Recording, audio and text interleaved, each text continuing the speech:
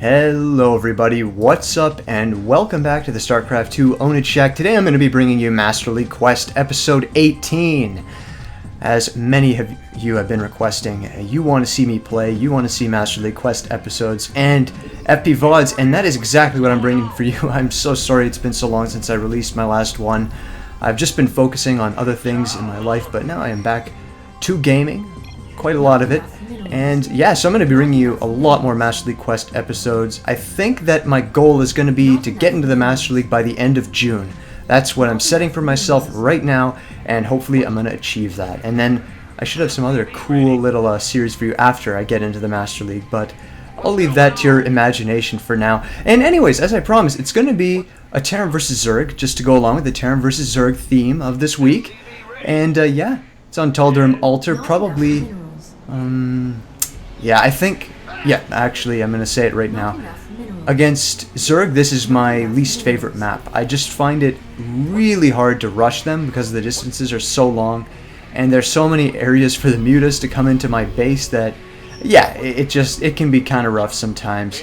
Also, the wall off here is a little weird, and you don't have a ramp, which is terrible as well because it means that those all-in strats like the Baneling Bust, Roach Rush, those kinds of things are much more potent since you can't really shoot those things before they get up. So yeah. Anyways, my main strategy here is going to be the same that I released in my latest strategy video, the 2-factory Blue Flame Hellions. And, of course, like I said, that strategy is quite weak to a Roach Rush. So that's what I'm going to have to look out for here. As you can see, my SCV is already moving across the map right now, going to be checking out where my opponent is spawning. And as you can see, just by the Overlord there, yeah, he's spawning in relatively close positions. Definitely better than Cross on this map. That is absolutely terrible. You never want to spawn cross position from Zerg on this map. It is rough. Yeah, it's pretty bad. So, I'm glad that's not happening. And I'm going to be trying to wall off here. Like I said, Tal'Darim Altar is very annoying to wall off. I just find it a little bit... Not enough. Like, as you can see, if you don't get that first depot placed perfectly, the second one ends up in a weird spot. Definitely not something I'm a huge fan of. So, one Marine is going to come out, and we're just testing the wall there by moving him up. And when I see he gets trapped, I'm like, alright, that's good. And here comes the factory. So, yeah, there it goes. Going to be calling down a mule, build another SCV, and if you've been following the minimap, you'll see that I've stashed an SCV behind his natural. That's just for later use so I can scout if he's actually taking an expansion or if he is indeed going all in. This game I played was immediately after I got Baneling busted, so I was very scared when I saw those fur Zerglings, and I went in and I saw, okay, oh dear, he's still mining gas, and yeah, there's the Roach Warren, and I'm like, uh-oh. I don't know, really, I was just, you know, after having lost to a Baneling bust, I was probably on tilt a bit, and so I immediately threw down the second refinery there, and I thought, alright, what am I going to do? And there are really two things you can do to combat a Roach Rush like this, and one is the double factory siege tank, which I attempt to do here, and the other is the starport. And then I was like, you know what? I like that one better. So I cancel the factory, throw down a starport, and I'm going to be going for some Banshees right now, because the siege tanks against a one-base Roach Rush, they're just not going to be fast enough. So that's really my thinking there. So I do lift that factory to add another tech lab so I can get siege tanks on top of the Banshees. But in retrospect, I think it probably would have been a better idea to just build more barracks and get Marauders. That would have, yeah, I really think that's better. Siege tanks without siege tech are quite bad against Roaches if they bust down the wall, because then the range doesn't matter anymore. So anyways, the starport's not complete, going to be getting that Banshee out. Cloak isn't actually necessary, obviously, because there's no anti-air for him right now, except for his Queen, which is way back at home. And this, yeah, adding that expansion right there, huge mistake in my opinion. If I had just added more barracks instead, it would have been much, much better. And as you can see, now his Roaches are starting to just whittle away that depot. And like I said in my other video, this is why scouting is so important. If I'd continued to gone for those Hellions, this would have been terrible. I would have just had to GG it right now. Of course, I'm close to GGing it right now anyway, because as you can see, his Roaches, there's no way I'm going to be repairing that in time.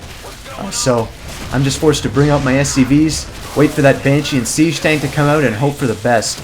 So, yeah, there I go, just moving them around. The Banshee's now out, and that's going to be my only choice. And as you can see, the Siege Tank is pretty useless. It just gets sniped so fast by roaches. Yeah, the barracks with Marauders would have been a much better choice. Still sticking with that story. The only good thing here about having another command center is I can replace these SCVs I'm losing a lot faster. I'm going to be trying to patch that wall as well. As you can see, it's going to be unsuccessful, but at least I delayed him a little bit. I should be making another Banshee as well. Yeah, I am. So that's definitely good. The Banshees, they take a while to kill this stuff, but it's really my only defense line. Throw down another depot, of course. Just using every mineral I can to keep these units away from my SCVs. That's really the #1 priority. Also want to call down another mule as well, because I am quite mineral blocked at the moment. So, as you can see, the second Banshee comes out, and that's going to pretty much wrap up the end of this pressure. And when I looked at my supply count, I saw 15. Uh-oh, that's definitely not good. The Banshees are 3 supply each, so that brings me to 9 SCVs. That's pretty bad. And he manages to kill another before before my Banshees finish off his stuff. But, you know, with 2 command centers, I can replace this relatively easily. And since he did go all in on that, he's of course not going to have much at home to stop these Banshees. I mean, he probably will have Spore Crawlers. There's no way he's going to have anything like Mutas, though, for a long time. So I'll be sending those over and just continuing to get those SCVs mining away. I'm still getting some gas. You know, it probably was a mistake. I should have pulled those and gone for pure minerals. But anyways, since there's not much else to do here, I'm going to be focusing all my micro on the Banshees and trying to take out some queens. You can also try and deny that expo. And when I see that he has no expo, I'm a little bit concerned right now.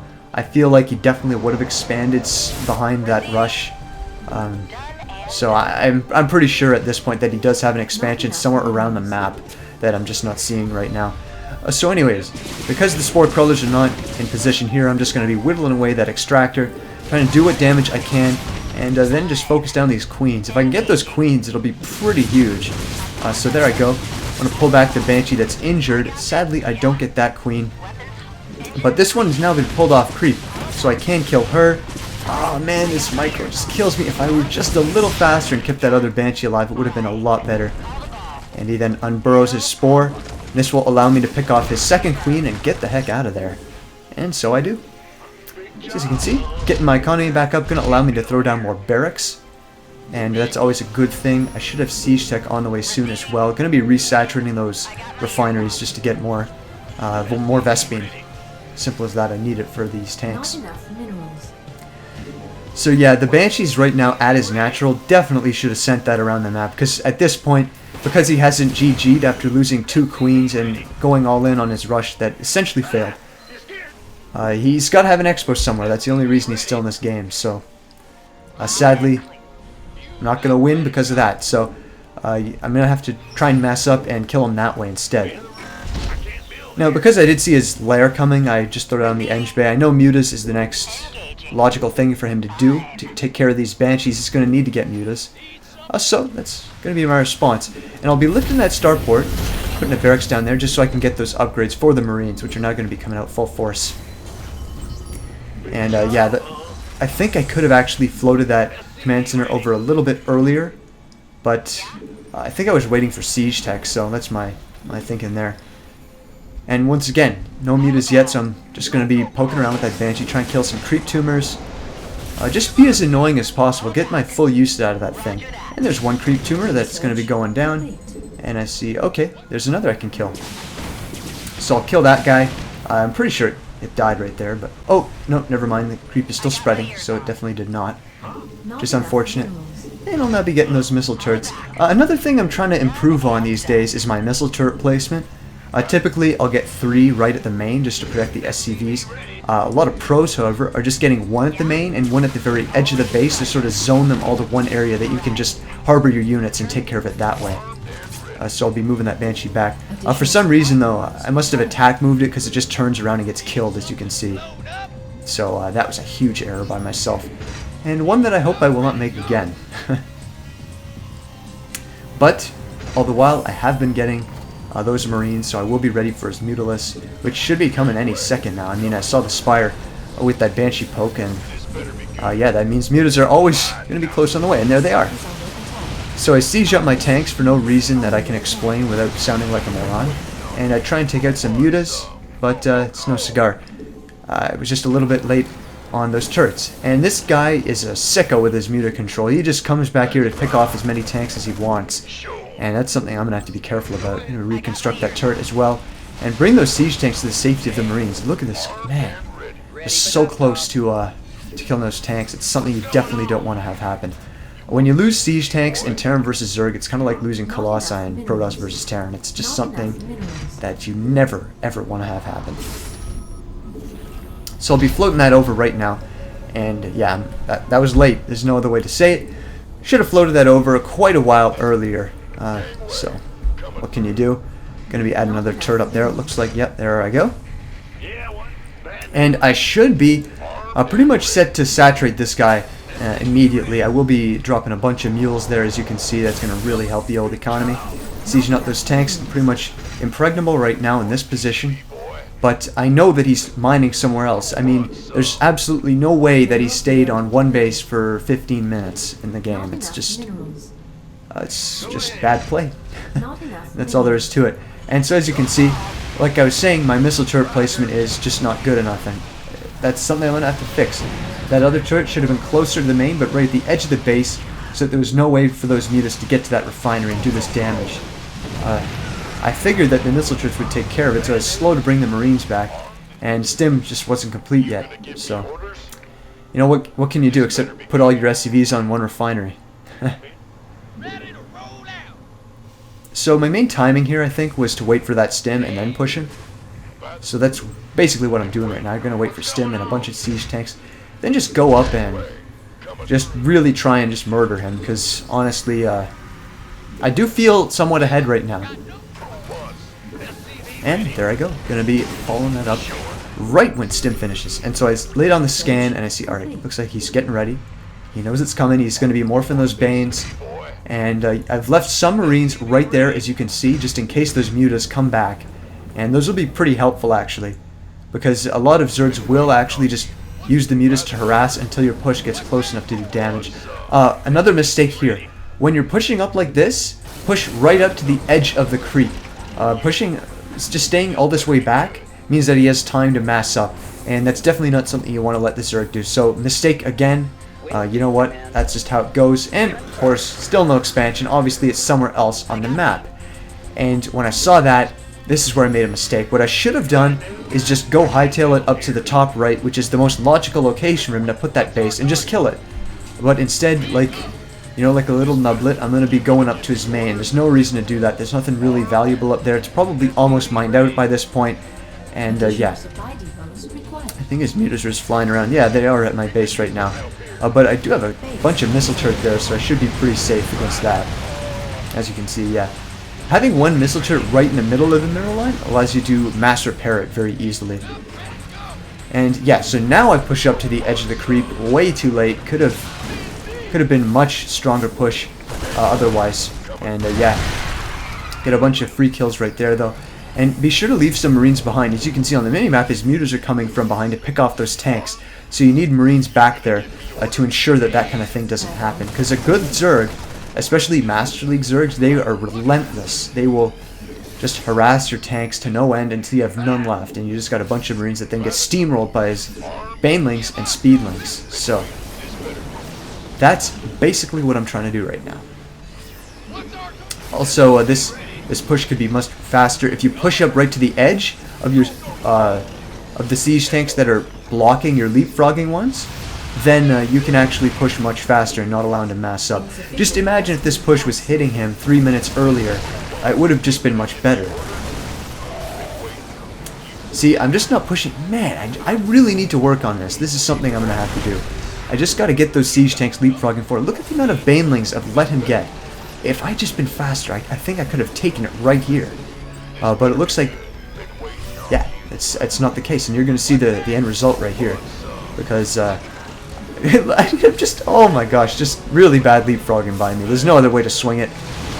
You know, Not the best meter control by him right now either, but at least he's massing up units. And, you know, I've been decent with my macros, so I have more units back at home, but because I've allowed him to do this, he has just so many banelings, there's nothing I can really do. You know, I can split these Marines as much as I want, it's just not going to be enough though, so he's going to get a bunch of free kills, and at least try and move those guys back.